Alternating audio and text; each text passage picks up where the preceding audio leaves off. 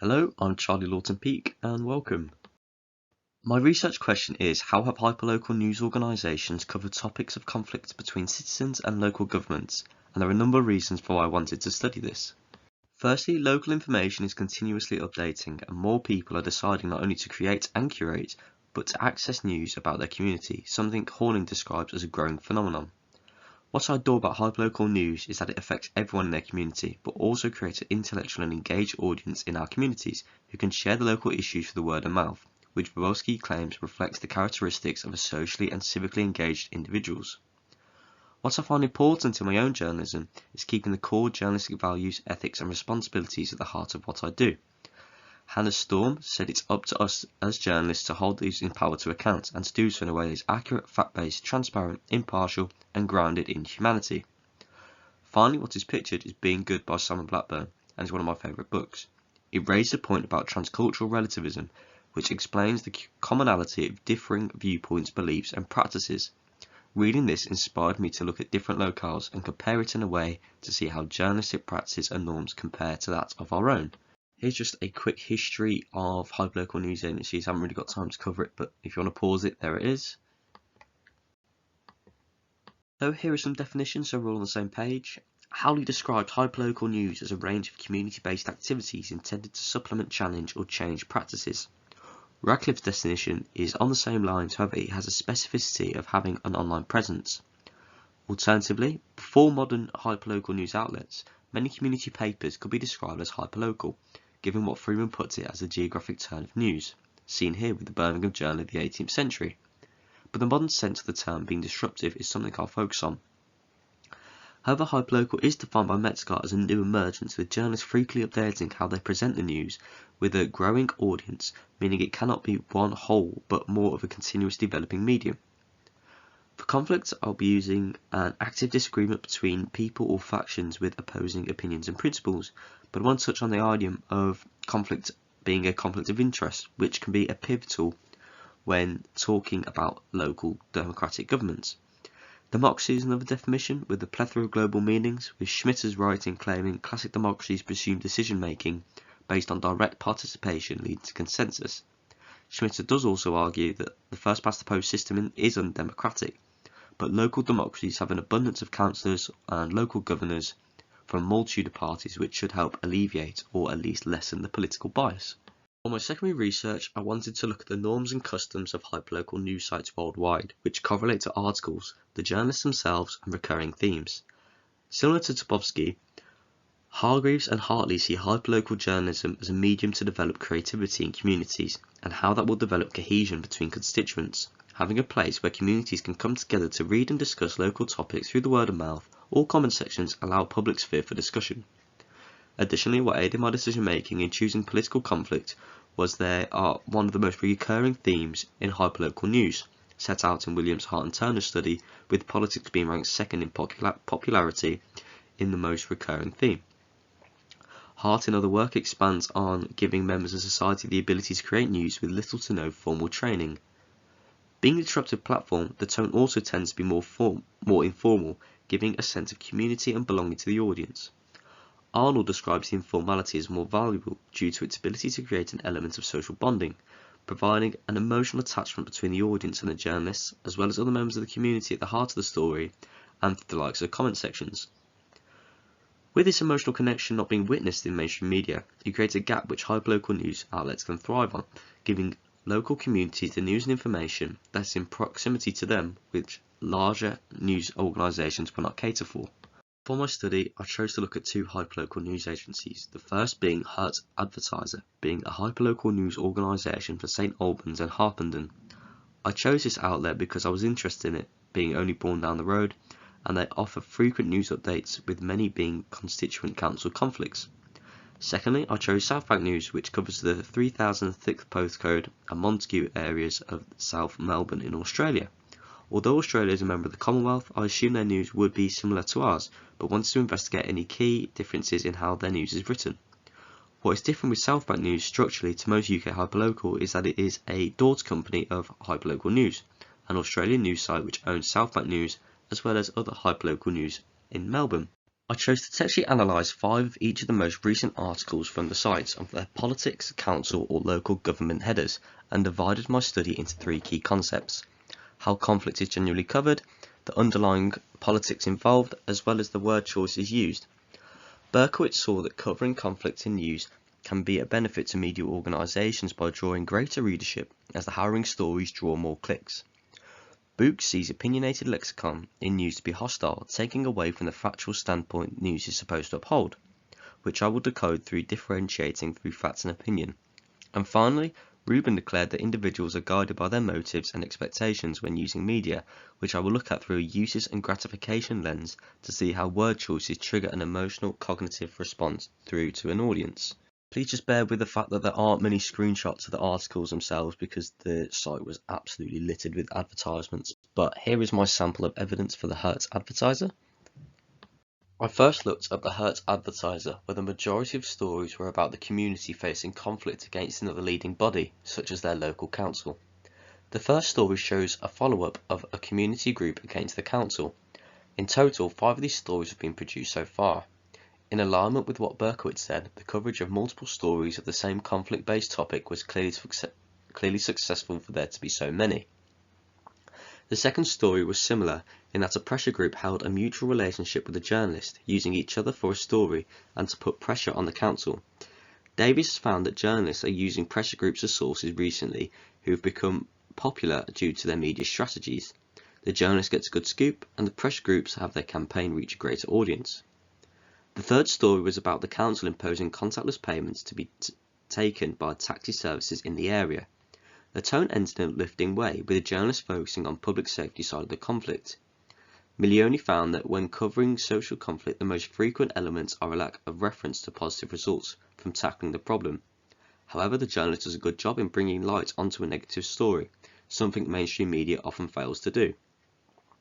The fourth story showed a woman battling the council to repair her property, as the damp and mould in her house were causing her and her young family to become frequently ill.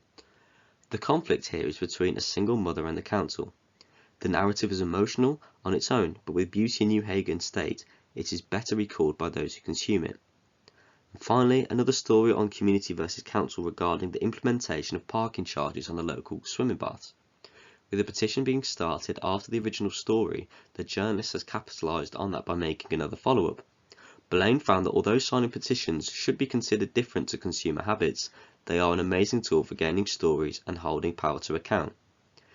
In overview, therefore, there is a heightened feeling of belonging and community spirit evoked purely from the coverage of conflict as a whole, as the hyperlocal journalist through their articles portrays a united group which is beneficial to the community it serves. I wanted to look at the underlying politics from a wider perspective, taking all the aforementioned articles together. When looking at the voices, it was rare to see a member of the community's voice, often only the community leader being heard. This did mean, however, that the one story that was wholly one woman's voice, the story about her house needing repairs, the story was so much more moving and emotive, as she felt a personal connection to that constituent, highlighting Azalea's point of the ideological control a journalist can have on their audience. Images are also a great way to capture politics. The majority of thumbnails were stock images such as the story on taxis, or had generic images of places such as the A414 or local swim baths, which didn't add much to the story.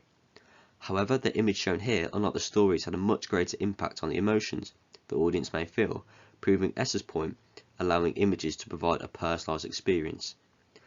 Finally, many of the Hertz advertisers' news had a call to action, typical of many of the hyperlocal news stories I've read. Yazri, Hell and Margetts claim that the attention to petitions lasts longer than the attention to news, which is supportive of the Hertz advertisers' journalism, as there have been a persistent push on follow-up stories. The structural flight plan, as well as the parking charges at the local sports centre, both of these have links to petitions against the council. On the whole, news writing itself was very plain and unemotive, typical of most mainstream news, as Civic states that most news literacy has been focused on responding to facts, which align with the code of conduct of the NUJ. However, he also goes on to say that the more dull the news pieces are, they tend to carry more visible markers like links, which the audience can pick up on and most often click to. Although the word choices may not trigger much of an emotional response, the external features of the news article may intrigue a reader to search around the story. Although not widely, it would be negligent to ignore the imperative used, specifically in titles. Must take and stopped seen here do give off harsh tones, but indefinitely imply a call to action. The imperatives could easily be interpreted by the reader as a social duty to follow up what the journalist is asking for the greater good of the community, an implicit message as Kim and others put it. I then looked at South Bank News, which I naturally assume would be fairly similar to my own, again taking 5 stories from their local government section. The first piece is a conflict about the community wanting the town hall to be leased to a music academy, with the aim to push the council into allowing the lease to occur. The story, however, is written in a positive light, persuading the audience to get behind the community's support of their case, creating a sense of cohesion. The piece is very similar to many of the Hertz advertisers, with a need to encourage a sense of belonging for a common cause. The second story is about political running. What I found staggering about this article is that it was not only a community or person fighting for a greater cause, but it felt like the conflict was the journalist's own personal motivations against the councillor. The conflict has a great ethical interest, which are completely different to that of the UK journalist, which I assume may be appealing to an Australian audience, but to a UK audience will be intriguing and almost evoke emotions of shock and confusion. The third story is a multi-million-dollar revamp of a park and art space in the community which still hasn't seen a great deal of progress. Again, this seems a lot like the voice of the journalist against the council, which, similar to the previous, could be down to the lack of community voice in the pieces, but nevertheless evokes feelings of anger and hostility towards the council. This story conveyed a conflict through a story unlike any other in this study. A woman on behalf of all women successfully fighting for a positive female representation. This conflict is almost halfway through her battle, allowing for a call to action to further push for female representation in Melbourne statutory, evoking positive emotions but enough anger to hopefully lead for a social change. And the final story is a community story against a big corporation. The journalist discusses the victory over the large corporation, meaning that the light will be turned off during unsociable hours. The story evoked feelings of wholesomeness. When reading this, I felt happy for the fighting, firstly against the powerful corporation, but secondly that the residents were able to live harmoniously.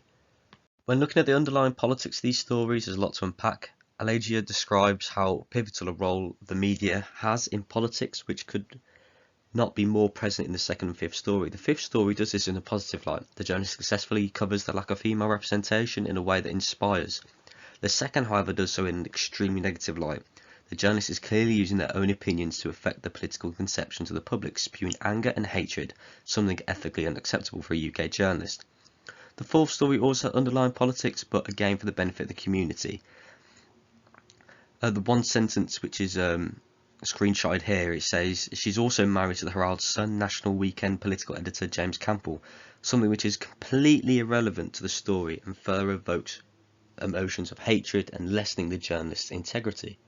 In comparison to the Hertz advertiser, many of the word choices in the South Bank News is flamboyant and many using hyperbole, such as throws its support and wherefore art thou, something again which isn't seen in the UK news. Gambia puts hyperbole as a tool for manipulation, however this cannot be dismissed as purely negative. Berger sees hyperlocal news as evaluative, giving greater meaning to its origin.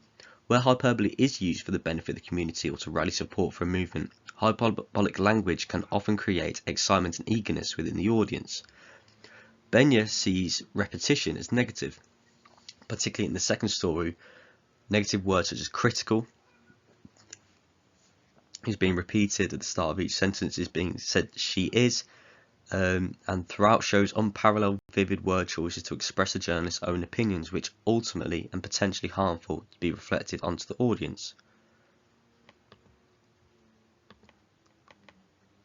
From looking at both these news outlets, I found them to be very different, conveying conflict in different ways. The Hertz advertiser was typical of many UK hyperlocals, being very basic, informative and upholding journalistic principles.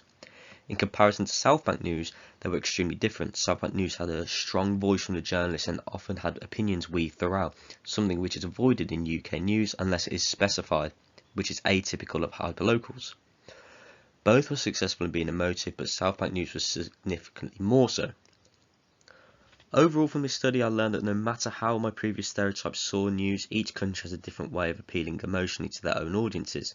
My articles would have been tailored to Birmingham-based hyperlocal news outlets such as B14 News or even B31 Voices, which I feel like my work is naturally styled to, as they produce the news I consume the most.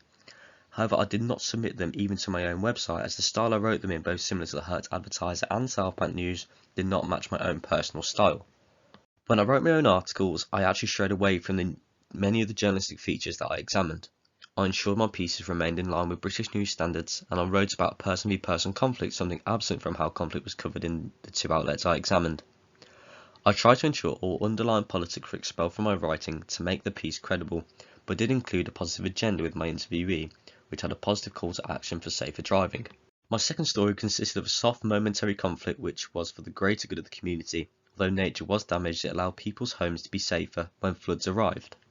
My final story was another LTM follow-up in King's Heath, where I kept it factual and integral to core UK journalism ethics and guidelines. And here are my references. Thank you.